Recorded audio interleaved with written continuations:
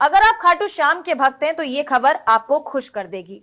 खाटू श्याम जी के दर्शन के लिए जाने वाले श्रद्धालुओं की सुविधा को ध्यान में रखते हुए रेलवे प्रशासन ने स्पेशल ट्रेन चलाने का ऐलान किया है। इस विशेष ट्रेन में हरियाणा के जिंद, नरवाना, कैथल समेत आसपास के क्षेत्रों के श्रद्धालुओं को सीधा लाभ मिलेगा। कैसे?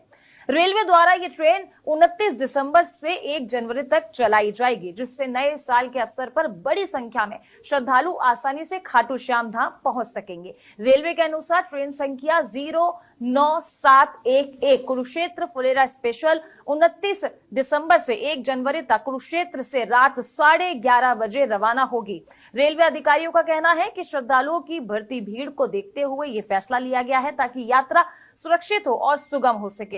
रेलवे की इस पहल से खाटू श्याम जाने वाले श्रद्धालुओं में खुशी का माहौल है और उन्हें यात्रा के लिए बेहतर सुविधा भी मिल गई है। तो आपको भी खाटू श्याम के दर्शन करने हैं, उनके दरबार में जाना है तो जल्दी से अपनी टिकट बुक कर